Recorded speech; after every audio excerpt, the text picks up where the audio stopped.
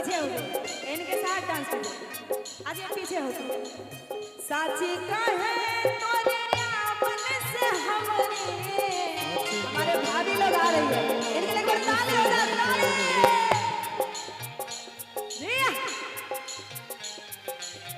साची कहे तोरे यावन से हमारी अगिना में आइल बहार भौजी, भौजी अगिना में आइल बहार भौजी।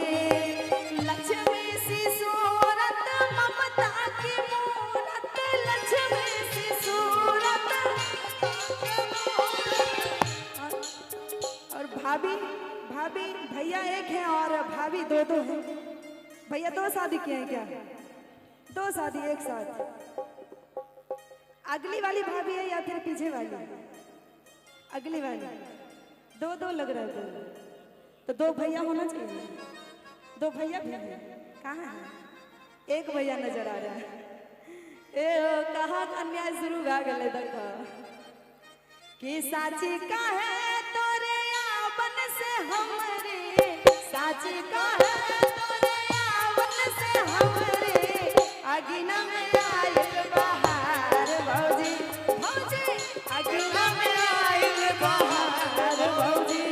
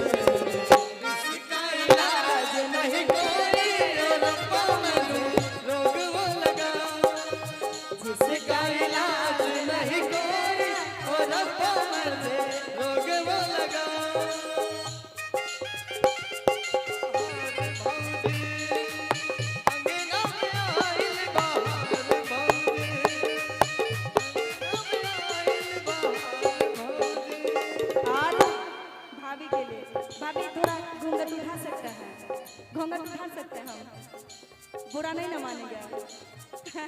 क्या बात है, भाभी का मुस्कान कितना अच्छा है, एक बार ताली बजा दीजिए ना। हो तुलसी की सेवा चलवा की पूजा,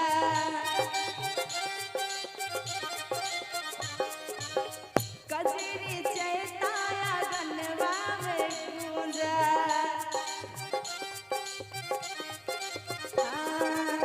तुलसी की सेवा चंद्रमा की पूजा, कजरी चैताया गनवा में गूंजा।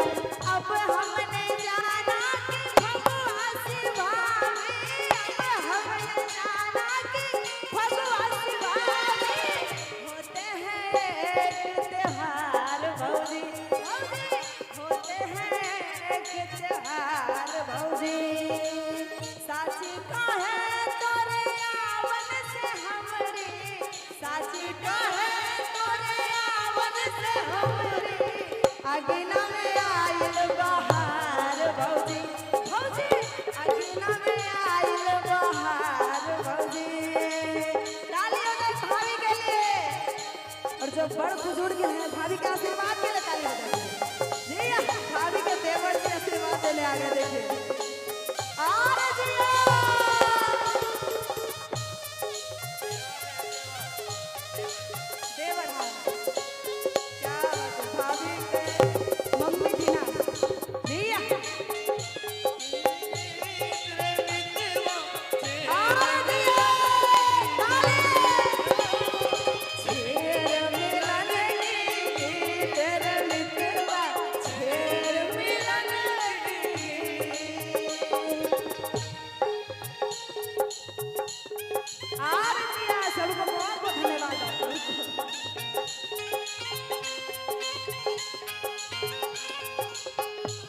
कितना आशीर्वाद मिल रहा है। हमको तो लग रहा है कि इस घर में भाभी को जिंदगी भर इतना आशीर्वाद मिलेगा।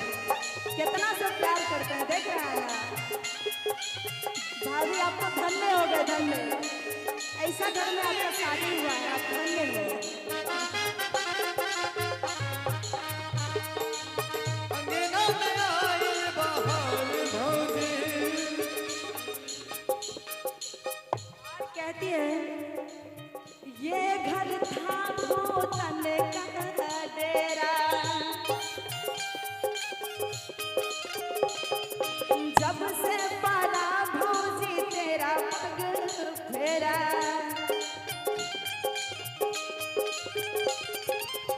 ये घर था भूतन का डेरा, ये घर था भूतन का डेरा।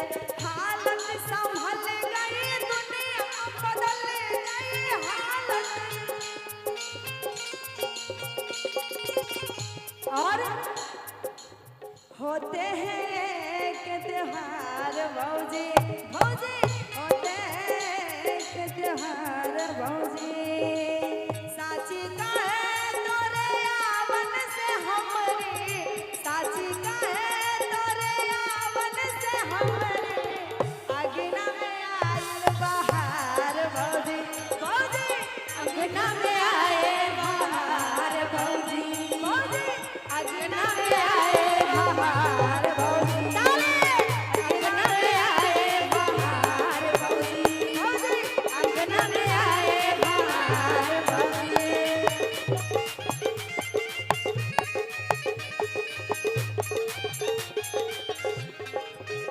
और देख रहे ना भाभी के जोड़ी कितना मस्त है। एक बार जोरदार इनको ताली दोनों बजा भाभी दीजिए का भैया। जोड़ी ठीक लगा।